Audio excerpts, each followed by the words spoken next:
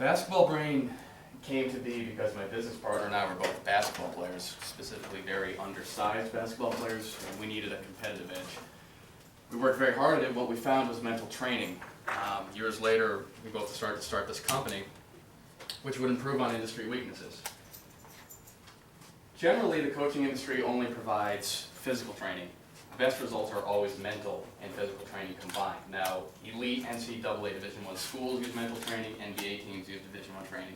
There's no reason that high schools should not be using physical training as well. So I wanted to take this and deliver it conveniently online. The goal here is to take the young athletes and change their mindset entirely. We want them to be more confident, we want them to think positively, we want them to be resilient, and we want them to have mental stamina. We've also built a couple of niche products. Jump Shot Manual is pretty self-explanatory. It's an ebook, it's an instructional manual on how to shoot a basketball. Score Society, that's a membership website. They're both low-cost, one-time fees. How effective is mental training? Mental training is very effective. I don't have time to go into all of these examples I've listed, but the one I'll explain briefly was published in Research Quarterly 2.5 decades ago. And it measured the effect of a technique called visualization on free throw shooting. So they had three groups in total. The control group had no practice whatsoever. They were measured shooting 50 free throws, told to come back in 2 weeks without touching basketball. The second group shot 50 free throws each, told to practice physically shooting every day for the next 2 weeks, then they came back and were retested also. The last group, the independent variable group, was told not to physically practice basketball, but to mentally rehearse it vividly, 50 times per day, every day. 2 weeks later, when they were all retested, the control group, the group that had no practice whatsoever, no improvement, obviously. The group that practiced physically improved their shooting percentages by 24%, and the mental group increased their percentages by 23%. It's real. It works very well, and it hasn't been exploited as it should. So, with that in mind, what we wanted to do is integrate mental and physical training, deliver it online so that it's accessible from anywhere. Most kids these days have phones like this. If they have internet access, they can reach our product, they can listen to the audios and read the text. Furthermore, we wanted to distill complex techniques, simplify them for teenage use. So everyone who follows sports has heard of professional athletes paying sports psychologists exorbitant sums, massive hourly wages. Well, that's kind of junk. We want to take the most basic of those exercises. It doesn't have to be Freudian psychoanalysis, and simplify it so that young users can use it. Basketball Brain's identity. This might sound cliched or cheesy, but I really do think it's important to have values and a vision. So our quality imperative, quality is our number one priority that will come before profit. We want to release the best product we can. Continuous improvement, pretty straightforward. We're always tinkering with it, always trying to make updates. Integrity, our clientele are going to be youth basketball teams. We want to do right by them. We are emotionally invested in their improvement. Vision, we want to bring, as I mentioned before, these elite methods down to the high school level, and we want to really impact our young athletes. Now, our revenue model, the technical side of things. Basketball Brain will be free for the first 12 months. We're doing this for three main reasons. One, we want to increase our number of users as much as we possibly can. Increase our email lists, increase our capacity to monetize it later. Second, quality improvement. So long as it's free, they have no reason not to work with us, so we keep in close touch with the users we have, always asking for feedback. We want to make the content and the functionality as crisp and as efficient as possible. Lastly, public relations. If you have a great product and it's free, your reputation will follow. So, pricing points. When it comes to actually monetize Basketball Brain, we will charge teams. We're going to take a business-to-business model and sell directly to athletic directors and coaches. We're going to sell to the entire team for $99.95 per season. We want that to be a recurring revenue stream. Individual membership, just one player for an entire year, would be $19.95. We want to, this is intentionally overblown, if you would call it that, because we want to encourage teams to buy it for the players. That would be a more secure revenue model. I mentioned these before. Jump Shot Manual, $14.95. That's based on data we have from an old company we ran selling a physical product. That's roughly what they're willing to pay, but are willing to adjust it. Score Society, very small cost, we'll get unlimited membership for $3.95. Excuse me, I have a question. Yes, want to go back? Yeah, please.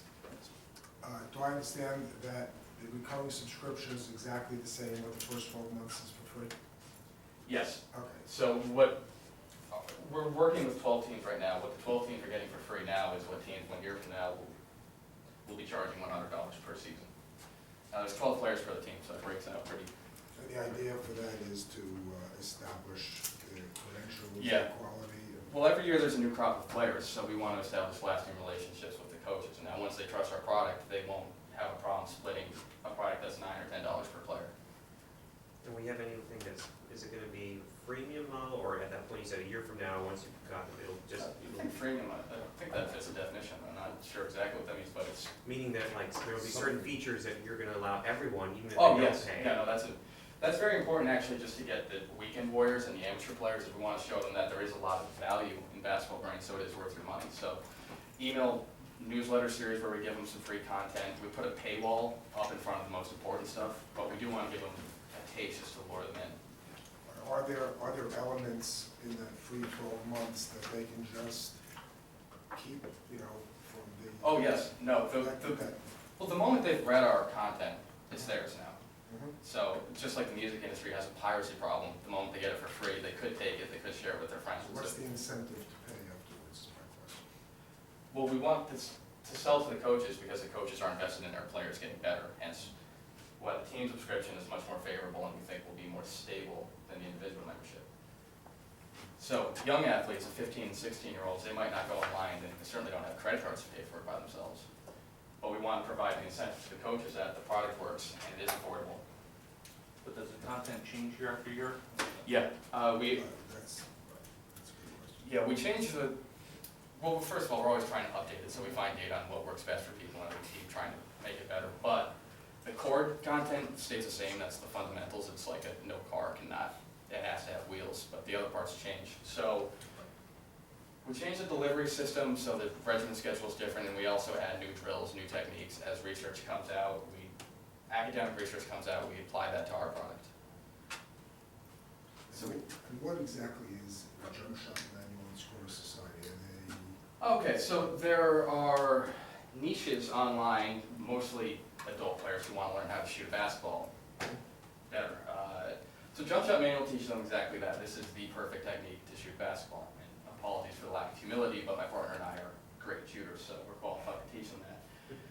I was going to get into this later, but I'll mention it now. One of the things is we want to use Jump Shot Manual and Score Society as a conduit for basketball brain. So mental training for basketball doesn't get a lot of internet searches, but how to shoot a basketball does. That's fine. But so we want to lure them in with Jump Shot Manual, we'll make them aware that basketball brain is what they really need. And then we've tied some promotion packages together to lower the price of Jump Shot Manual in exchange for their basketball brain membership, things of that nature. Okay, sales strategies. I mentioned this before. Not a huge niche online for mental training for athletes. So even though we're trying to use cutting edge internet techniques, we're reverting back to the basic, which is cold calls to coaches and sales copy. Build rapport with coaches, make stable relationships, make them trust us, make them respect our product. We want yearly subscription fees for them in exchange. I mentioned, just went over this, we want Jump Shot Manual and Score Society to be a conduit to basketball brain. Okay, market segmentation. Three main groups are high school teams. We're dealing with high school teams in the preliminary stages because high school coaches are invested in their players' development. Amateur athletic union, the AAU, is privatized, highly competitive, a lot of money circulating around there. They're willing to invest. When we monetize basketball brain, we'll target AAU. Basketball camps, we've gotten some good feedback, but there's a risk of cannibalization because a lot of basketball campers are already in AAU and high school programs. Behavioristic segmentation. What we've done so far is found high school teams with sponsorships, with somewhat high attendance figures, with expensive uniform and apparel, whose coaches have put their players through long practice hours, and who, most importantly and somewhat obviously, are losing teams. Because losing teams are most receptive to new techniques. We made this as narrowly defined as we could because we don't have the time and resources to market to everybody. Okay, this is from the RMA database. The classification code is 611620. This is what industry players tend to look like in terms of assets. This is our goal because we don't have revenue for the first 12 months. We're not expecting to be in the 500,000 range.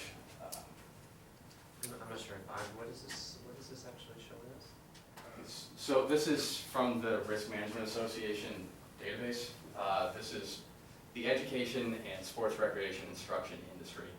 This So is any, So what they are, and this is, I'm sorry, Ed's not here, because this is something that he stresses in his book, is that there's something called the RMA, or Risk Management Association, that takes balance sheet and income statement of people based on the SIC code, standard industry classification, North American industry classification system, and then consolidates their statements to say what a typical, percent of sales would be, inventory turnover, et cetera. So Garret had done this for the education, sports, and recreation instruction industry to get what typical industry figures were on key balance sheet, income statement, and ratios. and these are just as percentage of revenue? yeah, percentage of assets. Okay, assets, okay. Well, Wait, yeah, so For different size okay. organizations. Got it. And again, not to interrupt, but this is something that was a key lesson in our textbook, and I think. I should make it very clear, we have absolutely no reliable projections whatsoever, because we're still in beta mode, we still have a small number of users, and we're not actually charging for it yet, so. But we look around at the industry and we see this is the levels they reach. That's the liabilities. Okay, our usage data. We have about 875 users who stay on our website. We've had 3,446 users log in total. Right now, we are tightly controlling who uses the website and who doesn't. And just to, I don't mean to interrupt, but remember there was 3 parts, so that was an overview of what Basketball Brain is. This is the actual implementation. Here's numbers that he got in implementing it. Yeah. Okay, so to go a little more in depth, How do people find out about it to visit the site? we were running this company called Boingberg, which was a physical training system, and we accumulated a number of a huge email list. So what we started doing is getting them exclusive membership because they are mostly basketball players. And in the meantime, like I said, the other ones are coming directly from coaches. Sorry, can you go back to our last page for a second?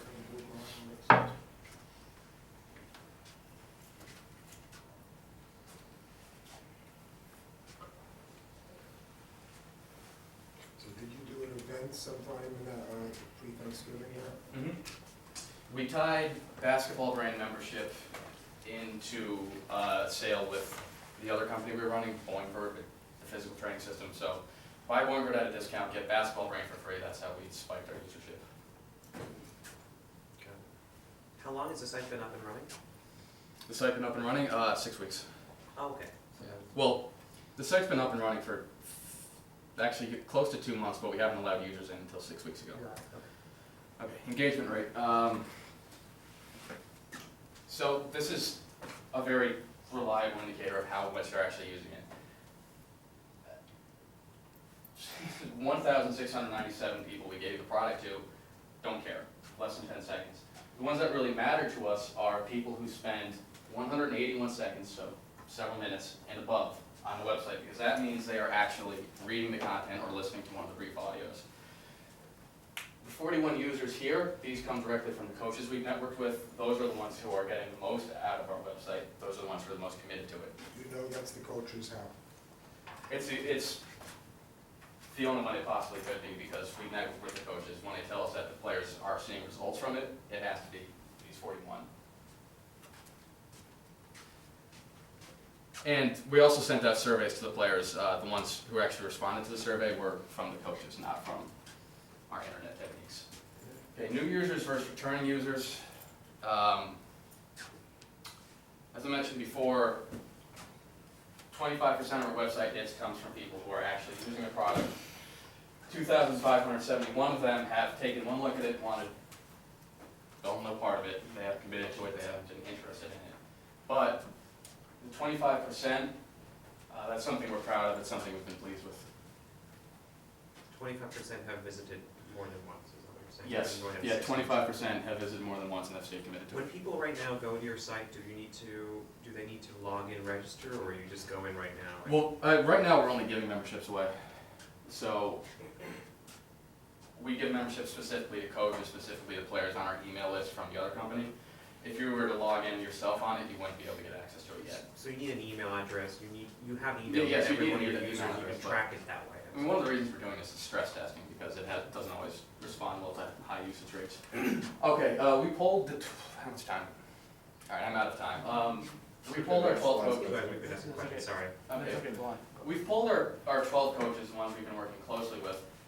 Good news first, they told us, that if they were a player, they would use Basketball Brain. Half of our coaches told us that. One said maybe, one said no, definitely not. Our struggles, our challenges, can Basketball Brain be delivered more effectively? They all said yes. Similarly, we asked them, is Basketball Brain's content entertaining? They said no, it's not. This matters because our users are teenagers. We need them to actually be engaged in the material, otherwise they're not going to see the results we want them to. Also important, related to the first question, will you use Basketball Brain in the future? Pleasant results, 7 of them said yes, we will use Basketball Brain in the future, 4 said probably, 1 said maybe. That means we're networking well with the coaches. That means coaches have responded well to our product. Okay, lastly, pivot plans. Yodo Yolo, a practicing MD in New York City, asked my business partner to just compile some relaxation drills online so that his patients could use it. We did that, it's done, not gonna touch it. Gray Birdie, I'm sorry, but you're not gonna touch it, why? what I mean is we're not gonna, he's using it directly to his patients. We more or less built it for him on a contract job. This is what, just a relaxation technique? That's all they wanted. It's not our focus anymore, but it's just a way that we can pivot the content from Basketball Brain into another market. Okay. The one we're really focusing on is Gray Birdie, which is mental training, same principles as Basketball Brain, but for golfers. We're meticulously planning that, working very hard at it. We have apps in mind, we have a good website in mind. It's something we're excited about. So we've built several websites together. This is roughly how long it takes. Because we both have things to do. I'm a full-time student, he works full-time. It takes us 10 weeks to build and launch a website in beta version. Some of these activities are continuous, so testing and refining content, that's ongoing, ever-going. Stress testing, or excuse me, updates similarly. Sales and marketing, after you reach a level where the website is up and running and it has a usership, that's when we begin contacting retailers, networking with affiliates, and begin email marketing campaigns, and print marketing campaigns. How many members do you need to be profitable? What's your break even? We've spent $8,000 on Basketball Brain. There's also a huge time cost, but factoring that in, if we made $25,000, that's not a scientific number, but if we reached $25,000, we would have compensation for the actual cash investment and the time we put into it. Okay, so the goal is not for you to run this thing full-time, just to kind of have something that's just a self-sustaining. Yes, not full-time, but it would need 10, 15 hours per week just for site maintenance, and then we'd also have to constantly update the content, because as you mentioned earlier, if it gets mundane, or if it gets to be stagnant, then zero usership will decline. So I don't know, we'll probably do this later, but where's the content coming from? Is the content coming from? It's our intellectual property. My business partner, apart from being a Division I athlete. What are the credentials of who's created the content? The credentials, we don't have any, which is part of why it's free for the first 12 months. But you're just just making stuff up, and you're consulting with sports psychologists, or? Well, we're consulting with coaches, but I didn't have time to go into what validates mental training techniques, but it has been clinically tested. It does work. And apart from that, it's free for the first month, so if the users don't like it, they don't actually have any risk involved. When you think of so you're talking about that question about breaking, you said 25,000 users? No, if Basketball Brain netted $25,000, Okay. that would be. What's the overall addressable universe though? So high school, you were talking about the amateur high school, how many individuals, coaches are there that you could possibly sell? 30,000 high school coaches. 30,000. in the US, there's 30,000 boys and girls varsity high school coaches. We have no idea which percentage of those we'll capture, but there is